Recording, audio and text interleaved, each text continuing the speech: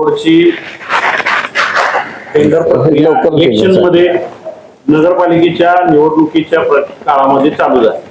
ही process आचारसंहितेमध्ये थांबली. आचारसंहितेमध्ये थांबल्यानंतर ते process झाल्यानंतर त्याला एक स्टँडिंगच्या मिटिंगची ठराव लागतो. त्याला साधारण आपली स्टँडिंगची मिटिंग 27/2/2026 रोजी झाली.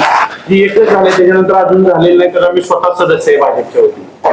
तर त्या 27/2/2026 ला त्याला मंजुरी मिळाली. त्याच्याबरोबर अनेक 44 म्हणजे 45 कामांना मंजुरी मिळाली आणि 8 एप्रिल 2026 रोजी त्याचं वर्क ऑर्डर युनिटी बिल्डर्सला देण्यात आलं.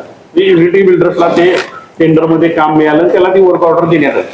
त्या 4 दिवसाच्या नंतर केंद्र शासनाकडून बीपीसीएलचं एक पत्र नगरपालिकेला प्राप्त झालं की जे एखाद्या देशामध्ये युद्ध चालू आहे त्याचा परिणाम गॅसवर होतोय.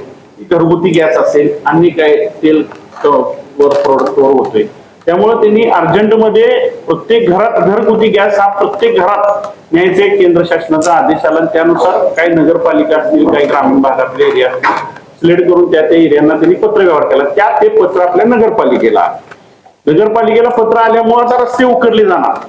त्याच्यामुळं जोपर्यंत बीपीसीएल त्यामध्ये पाईपलाईन टाकत नाही त्यांची गॅसची पाईप, तोपर्यंत त्याला रस्ता चालू करता येत नाही.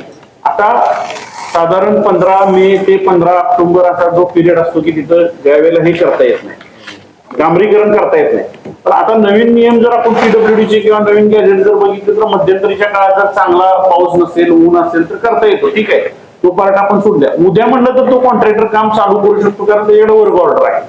पण गॅस पाईपलाईन मुळे परत रस्ता उकरायचा का, असा एक सगळ्या कराड शहरातला भाजपचा असेल सत्ताधाऱ्यांचा विषय झाला. पण गॅस पाईपलाईनचाच विषय अजून मिटेना झालाय. 9 कोटी रुपये त्यांनी ज्या वेळेला भरले, 9,32,00,000 रुपये, आणि त्यांनी गाईडलाईन दिली की आम्ही 55 किलोमीटर ह्या 9,32,00,000 मध्ये ज्या वेळेला आमची नगरसेवकांची एक सभा झाली गॅस पाईपलाईन बरोबर, त्यावेळी 55 किलोमीटर उकरणार, त्याच्या पोटी आम्ही 9,32,00,000 रुपये भरले. त्यावेळी त्यांनी वॉर्ड 5 दाखवले. एक मेन रोड दाखवला, कोल्हापूर नाका टू बैल बाजार हा मेन रोड दाखवला, आणि त्याच्यामध्ये 5 वॉर्ड अशी दाखवली की त्यामध्ये ती गॅस पाईपलाईन होणार. वॉर्ड नंबर 2 असेल, वॉर्ड नंबर 4 असेल, वॉर्ड नंबर 13 असेल, वॉर्ड नंबर 14 असेल, वॉर्ड नंबर 15 असेल. त्या 5 वॉर्डातून ती पाईपलाईन बऱ्यापैकी, काय वॉर्ड 70%, काय वॉर्ड 80%, काय वॉर्ड 90% गॅस पाईपलाईन ती होणार होती. त्याच्यानंतर आता असं नवीन कळतंय की मेन लाईन ते करणार आहेत आणि ती लाईन साधारण 35 ते 40 किलोमीटर वर आल्या तेवढ्या पैशामध्ये. म्हणजे आम्हाला ज्यावेळी सांगितले त्यावेळी 55 किलोमीटर होती. आता खाजगीमध्ये अजून त्यांच्याशी चर्चा झालेली नाही. असं कळतंय की ती 35 ते 40 किलोमीटर मध्ये ती लाईन आल्या आणि त्याच्यामध्ये 2च वॉर्ड ते घेतात. एक वॉर्ड नंबर 2 आणि वॉर्ड नंबर 4. म्हणजे आता काय त्यांचं जोपर्यंत गॅस पाईपलाईन बीपीसीएलच्या अधिकाऱ्यांच्या बरोबर जेव्हा व्यवस्थित प्रशासन असेल किंवा सत्ताधारी पार्टी असेल, जोपर्यंत व्यवस्थित चर्चा होऊन इम्प्लिमेंटेशन खाली येत नाही तोपर्यंत बैल बाजारच्या रस्त्याला अडचण आहे. कारण बैल बाजारचा रस्ता हा national highway number 48, Asian highway 48 असेल, नॅशनल हायवे नंबर 4 असेल किंवा national highway number 266 Karad Tasgaon road असेल. त्याला एक मधला पॅरलल रोड, त्याच्यावर होणारी वाहतूक ही अत्यंत, ज्यावेळेला हायवेचं काम चालू झालं त्यावेळी अत्यंत मोठ्या प्रमाणात, त्याची कॅपॅसिटी 50 टनाची असेल तर 80, 70 टनाच्या त्याच्यावरून गाड्या गेल्यामुळे लवकर रस्ता खराब झाला.